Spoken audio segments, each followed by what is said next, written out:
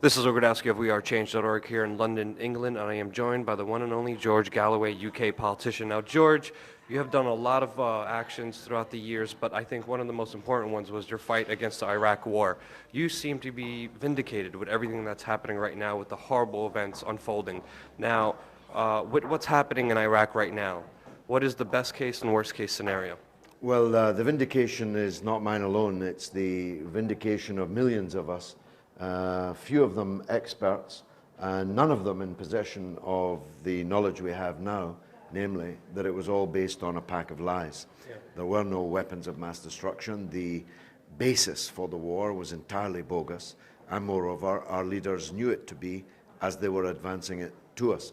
So it's a vindication that's shared by millions who turned out to be rather more expert in their predictions of what might happen in the region if Bush and Blair invaded, than the people that we employed and elected to take important decisions. Iraq's in a very serious trouble now. It's critical. It's on emergency life support. There's no obvious end in sight. We have a government in Baghdad that is bereft of political support, that came to power through the deliberate sectarianization of Iraqi politics by the governor, Paul Bremer, the first American plenipotentiary after the invasion, and which is entirely reliant on one small part, actually, of one of the sects that populate Iraq.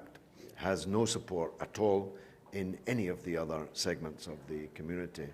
At the same time, there is no other politician or political force ready and able to step into the breach and provide a better government. So, in that vacuum, the fanatics, former Al-Qaeda group, ISIS, who were expelled from Al-Qaeda as too extreme, too sectarian, imagine, they are on the march and carrying all before them. They have captured very substantial parts of Iraq's territory. They already held very large number of square kilometers, but mainly desert with few people. But now they possess some of Iraq's most important cities, including its second most important city in Mosul. And they're only 40 at the time of recording. Who knows by the time your people see this, but at the time of recording this, they're just 40 kilometers away from Baghdad. Yeah. Battle lines are being drawn. Maliki, the Prime Minister, has appealed to President Obama to bomb his own people, to bomb his own country, as if that's going to do any good. Yeah. Now, it seems like a big divide and conquer operation by the West, because we know Saudi Arabia, Qatar, NATO, and the U.S. have been funding ISIS with weapons and money when they were fighting Syria. Now they came into Iraq. We have, the Prime Minister asking for bombs. Is it right for the U.S. to bomb? I mean, like, what is your take on the bombing of Iraq, possibly by the U.S., and will U.S. bomb people that it armed? I can't imagine there are many sane individuals in the world who think that any problem in the Middle East, in a Muslim country, in the middle of a war, can be bettered by dropping American bombs on the situation. There may be one or two crazed fanatics still in the Pentagon or in the upper reaches of the U.S. government, but I can't imagine that there are many. American bombing will make every matter worse. American bombing is what got us into this mess in the first place. But by the way, it's even worse than you described it, because ISIS is coming and going back and forward across the Syrian border. When they step across into the Syrian border, they're American allies. They're receiving American money, and British money for that matter, materiel, so-called non-lethal military aid, Toyota trucks, communications equipments, body armor, night vision sights, and the like. They get special forces training from both of our countries, but only if their foot is over this line in Syria. When they step over that line back into Iraq, we're asked to believe they're the worst thing that there's ever been, and a threat to life as we know it.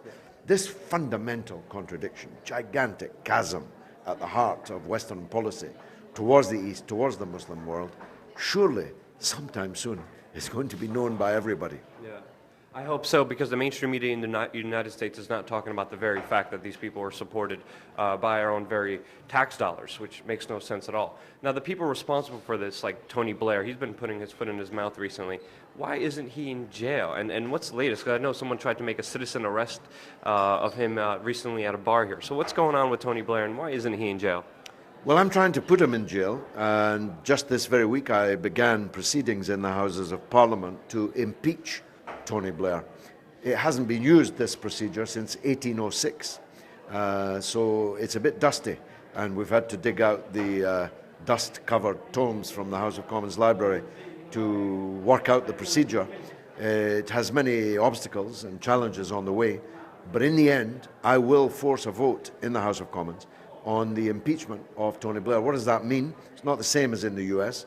He's brought to the bar of the House of Commons, literally a bar, at which he must stand and be put on trial by the members of the Parliament, which have the power to imprison him.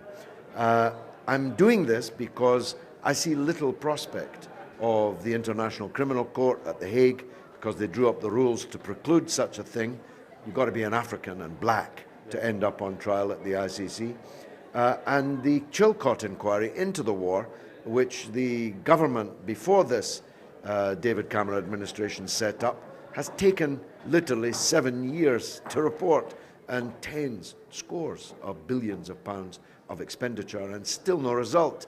So I don't think we can wait any longer, because Mr. Blair is still a clear and present danger. It's not as if he's retired to the country to tend his sheep.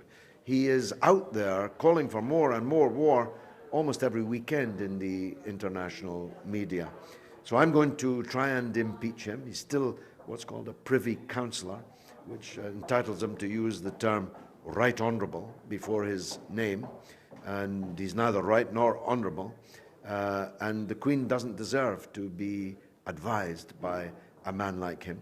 But as a former Prime Minister and as a former Member of Parliament, we in the House of Commons have the right to impeach him, and I intend to make sure we do. Well, I very much hope that happens. I mean, ourselves and our news organization caught him lying to Parliament very easily, so I bet there's so many things that he has committed. But to you, with everything happening right now in Iraq, is there a possible solution that could be peaceful, that could be nonviolent? Is there any recommended actions by foreign governments or the local government there that you recommend that they take? Well, all foreign governments should stay well out of Iraq. The problem that we have in Iraq is that foreign governments were there with overwhelming force just 11 years ago. And they've killed 1 million Iraqis. They've scattered 3 million Iraqis, maybe 4 million, across the borders as refugees. They have sectarianized and atomized Iraq into dozens of emirates, into hundreds of militia. And the last thing we need is more foreign intervention in Iraq. Iraq, in the end, will have to be fixed by the Iraqis. And if I were asked for advice by the central government in Baghdad, which is unlikely, I know, but this would be the advice. Until you have a government in Baghdad representing all the sects, all the currents, all the ethnicities present in Iraq, then you will never be able to have the national unity required to repel the kind of fanatic, savage, obscurantist invaders like ISIS who are currently laying waste to your country. George Galloway, thank you so much. It's a very sad situation right now in Iraq, but I'm very happy to see somebody trying to hold people accountable for creating this mess like Tony Blair. Hopefully, we will see him in jail soon.